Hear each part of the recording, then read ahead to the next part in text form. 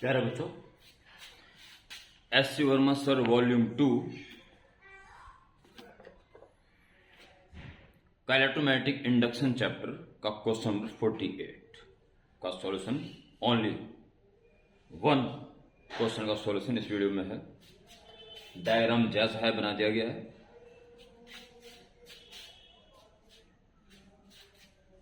ये एक rectangular wire frame है जिसकी विड्थ d है और mass m, resistance r and a large length अच्छी खासी है। Uniform magnetic field B exist to the left of the frame. Frame के लेफ्ट की तरफ मैग्नेटिक फील्ड भी है यूनिफॉर्म। एक कांस्टेंट फोर्स F, कांस्टेंट है, ठीक है, ये चेंज नहीं होगा। Start pushing the frame into the magnetic field at t equal to 0। t equal to 0 का केस दिया हुआ है, इसका फोर्स लगा दिया, अभी इसके अंदर एंटर करना शुरू कर दिया और टाइम स्टार्ट हो जाएगा।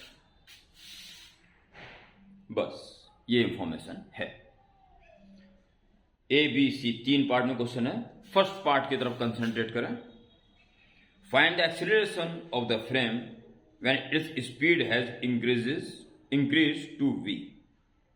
जैसे धक्का दिया तो इसकी स्पीड इंक्रीज होनी शुरू होगी, तो जब उसकी स्पीड इंक्रीज होगी v हो जाएगी, स्मॉल v, उस मोमेंट में एक्सीलरेशन क्या होगा ये फाइंड करना है। चलिए,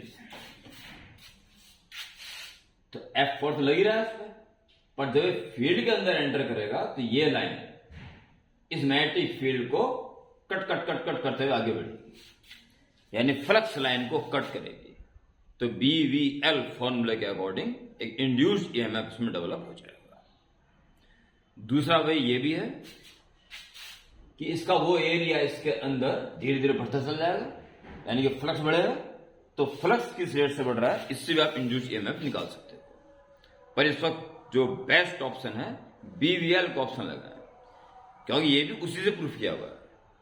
किसी एक मेथड से कर सकते हैं, दोनों एक दूसरे से लगे हुए ही हैं। जब ये इसके अंदर एंटर करेगा और इसकी स्पीड जिस मोमेंट में v होगी उस वक्त इसमें induced EMF part A when v is the instantaneous speed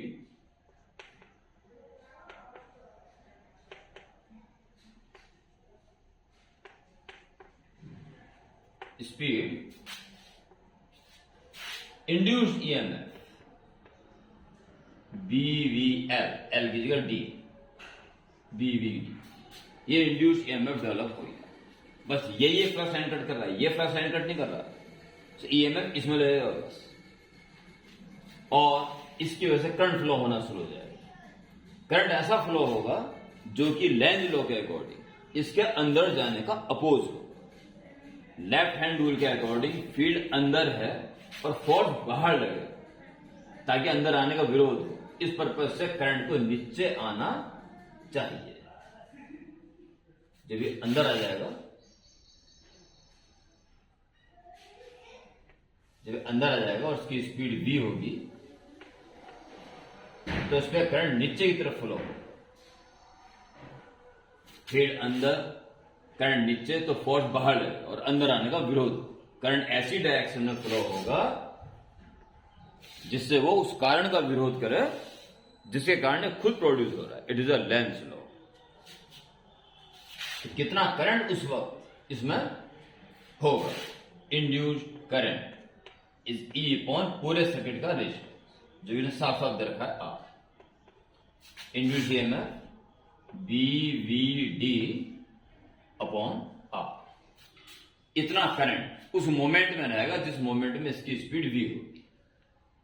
okay, तो कितना फोर्स रहेगा इसमें, इंड्यूस्ड फोर्स IVL, तो उसको सीधे ले लेते हैं मतलब। अब नेट फोर्स आ जाएगी F net is equal to MA। इसको प्रोसीड कीजिए तो नेट फोर्स कितना हो जाएगा, जितना लगाया जा रहा है F और माइनस जितना इंड्यूस अंदर आने का विरोध करेगा IBL लंबाई D, इस पे इतना फोर्स लगेगा। ओके, बाकी इसमें करंट फ्लो होगा पर इसमें फोर्स नहीं लगेगा, क्योंकि इसमें कितना फोर्स लगेगा नीचे की तरफ, तो इस पर उतना ही ऊपर की तरफ फोर्स इस पे लगेगा बस। अल्टीमेट ये अंदर एंटर करते रहेंगे पर दोनों पे फोर्स एक दूसरे को कैंसिल करता रहेगा, तो फोर्स सारा इसी पे लगेगा। ये फोर्स माइनस है, ये नेट फोर्स बचा is equal to mass a है M और ए हमें अल्टीमेट निकालना है। That's all, simple question. F is equal to I हम निकाल चुके हैं BVD अपॉन R और इंटू BD, तो B square D square is equal to MA minus. ठीक है, तो हमें A निकालना है और A को आप आसानी से निकाल दीजिए। That's all. देखिए A इज इक्वल टू क्या आ जाएगा, FR minus B square VD square whole upon R, और इस R के साथ M दिया जाएगा MR। ये फर्स्ट पार्ट ए का आंसर। इतना एक्सेलरेशन इसमें प्रोड्यूस हो जाएगा।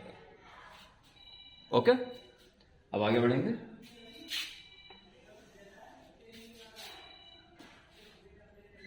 ऑप्शन बी, पर इसका आंसर भी एक बार सुनने का मान लेते हैं। 48 RF minus VL square B square L लिखा हुआ है MR, L लिखा हुआ है वहां, यहां पे वैसे D है, कोई दिक्कत नहीं। D है वहां पे L छपा हुआ, कोई दिक्कत नहीं। ठीक है, वैसे L ही देता है, यहां D दे देते हैं। It's okay. Part B no, part B में कह रहा है वो, show that after some time the frame will move with constant speed till the whole frame enters into the magnetic field. Find this velocity V0। पहले proof करेंगे, ये समझाने proof हो जाएगा। आप देखिए जैसे जैसे अंदर जा रहे हैं स्पीड बढ़ती जा रही है एक्सीलरेशन है, और स्पीड जैसे जैसे बढ़ेगी बाकी सब कुछ कांस्टेंट है। इसके बढ़ने से ये माइनस वाला पार्ट बढ़ता जा रहा है, और बढ़ते बढ़ते जैसे इसके इक्वल हो जाएगा तो कैंसिल होगी, ए की वैल्यू 0 है, और ए जब 0 आ जाएगा तो एक्सेलरेशन 0 आने का मतलब और उसकी स्पीड नहीं बढ़ेगी, तो उसके बाद कांस्टेंट स्पीड से चलेगा जब तक ये वाला इसके अंदर एंटर ना कर जाए। ठीक है, उससे पहले पहले ही बात कर रहा है, तो क्या लिख देंगे, पार्ट बी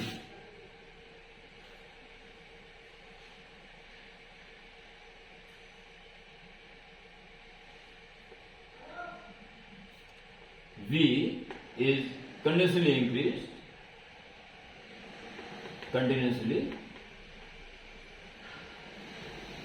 increased, ठीक है, when FR is equal to, तो इसको पहले दीजिए, when B square VD square equals FR, A becomes 0. That is, frame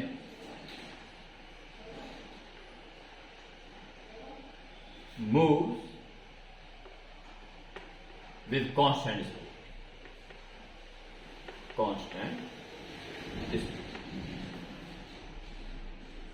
ये बात यही कहना चाह रहा है।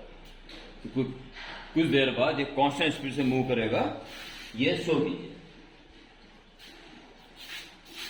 Part B, so that after some time frame will move with constant velocity. ठीक, और ये स्पीड भी निकालनी है। ठीक है, इन दिस केस,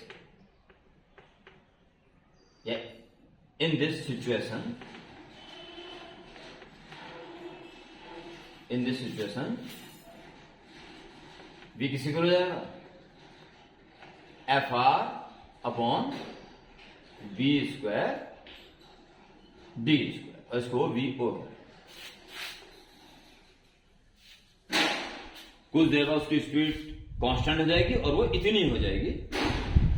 ये हमें प्रूफ करना है, सर ये आंसर निकालना, शो करना था कांस्टेंट स्पीड हो जाएगी till the whole movement enters into the magnetic field. Find this velocity. Find करना था, it's the answer. Now part C, last part. So that velocity at time t is given by this. A particular time t, किसी general time, instantaneous time t पर velocity निकालनी है, और ये आपकी general velocity है, इसे निकाल सकते हो आराम से। ये तो पर्टिकुलर आ गया ना, जनरल तो इसमें है ना। जब v निकल जाएगा किसी इंस्टेंट का, तो उस इंस्टेंट का क्या निकल जाएगा, so that the velocity at instant t given by this. t time पे वेलोसिटी निकालनी है, तो t टाइम पे वेलोसिटी निकालनी है, तो फिर तो a को d बाई dt लिखना पड़ेगा, तब जाके किसी इंस्टेंट पे वेलोसिटी निकाल पाओगे। पार्ट सी, और प्रूफ करनी है वो, और प्रूफ करनी है v equal to v not 1 minus exponential में, यानी v नॉट इसको यूज करना है, इसके बदले v नॉट आ जाएगा, ज्यादा बड़ी बात नहीं है। आप एक्सप्रेशन निकाल चुके हैं, F R minus B square V D square divide by M R, ठीक है। तो इस a को डी बाई डी टी लिखते हैं और अपनी कार्रवाई को अंजाम दें, okay. It is dv by dt is fr minus b square v square d square divided by m। एक बार स्क्रीन चेक कर लेता हूँ, और इसकी मैंने चेक कर ली, ठीक चलो, बहुत बढ़िया चल रहा। लीजिए अब अंतिम भाग हमारा,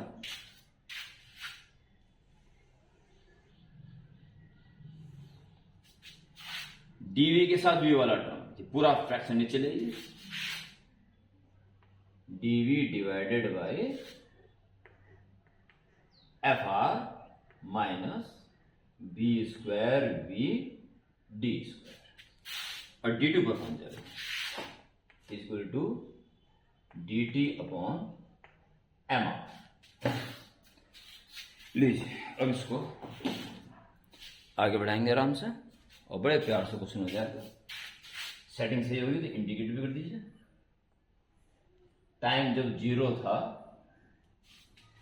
तो स्पीड फ्रॉम रेस्ट 0 से धक्का दिया गया, और जब टाइम t हो जाएगा तो उसकी स्पीड कितनी हो जाएगी हमें निकालना है।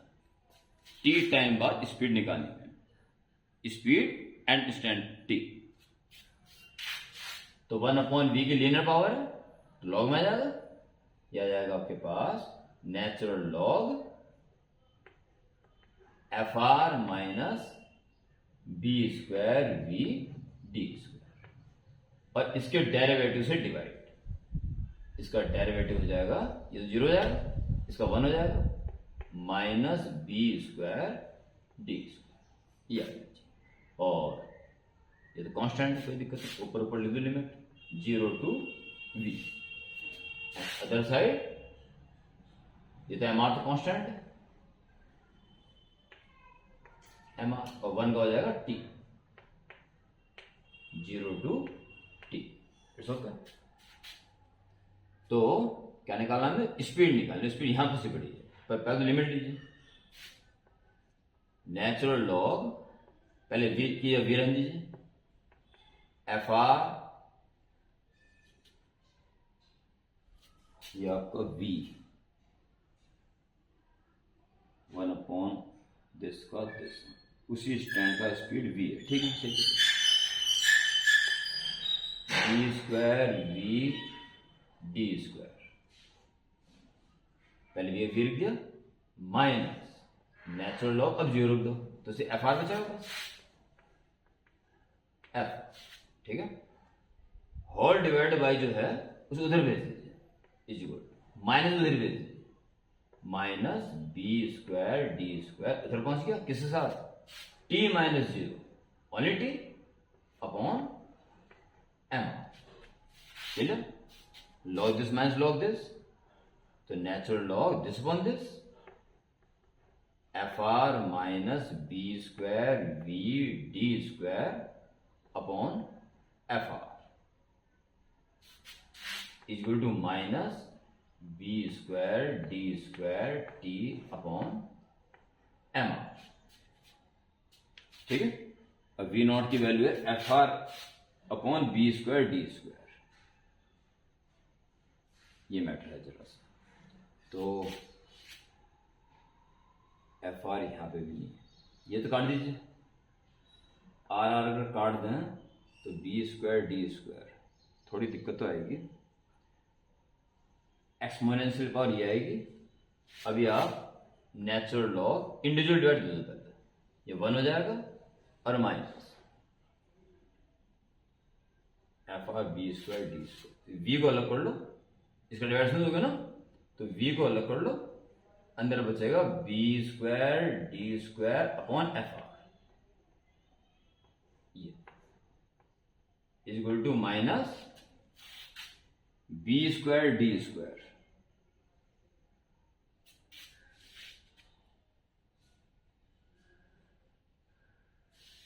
चलिए अभी ऐसे रहने दीजिए, बी स्क्वायर डी किस तरह से प्रूफ करना वहां तक पहुंचना पड़ेगा हमें, एम आर, तो एक्सपोनेंशियल की पावर ये आएगी, जो कि एक्सपोनेंशियल पावर में डिमांड है कि प्रूफ करना है, उसके अकॉर्डिंग चलना पड़ेगा, minus F T upon M V not, F T upon M V not, यानी बी स्क्वायर डी स्क्वायर नहीं चाहिए। नेचुरल लॉग 1 माइनस वी, ये B square D square upon F R, B square D F R उल्टा हो जाएगा 1 upon V, तो v upon V not, ये तो काम तो ये हो गया। उधर minus B square D square की value, B square D square की value F R upon V not, F R upon V not into T और अपॉन एम आर, ठीक है? आर से R cancel, E exponential power सामने वाली, E power सामने वाली 1 minus V upon V not is good, ये वो स्क्रीन चेक कर लो, चलिए फिलहाल ठीक चल रहा है, is good exponential power minus F T upon M V not, M V जो प्रूफ करना है, minus F T upon M V not, ये आ गया 1 माइनस, ठीक है? हो गया, 2 लाइनों का काम, 2 लाइन आप काम करेंगे। बताओ जी, बड़ा क्वेश्चन बोलो भैया, तो मैं डायग्राम टाइप करता हूं, ठीक है? डायग्राम की जरूरत नहीं है, और यह इसका फाइनल था। तो v अपॉन वी नॉट उधर भेज दीजिए, और ये तरह के माइनस हो जाएगा 1 minus exponential minus F T upon M R M V not, okay? इस तरह से v की वैल्यू आ गई, वी नॉट इंटू पहुंच जाएगा, और 1 minus exponential power minus F T upon M V not,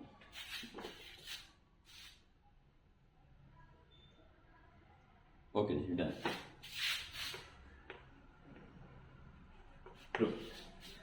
ये था जी एक अच्छा खासा question, A B C part हो गया इसके, बहुत अच्छा क्वेश्चन इलेक्ट्रोमैग्नेटिक इंडक्शन का। और जो ये वीडियो देख रहे हैं और इंडक्शन पढ़ रहे हैं, उन्हें क्वेश्चन अच्छा जरूर लगेगा, और इंडक्शन संबंधित या कुछ भी फिलहाल इंडक्शन संबंधित कोई प्रॉब्लम किसी बच्चे को पूछनी तो बेहिचक पूछ सकता है, ओके?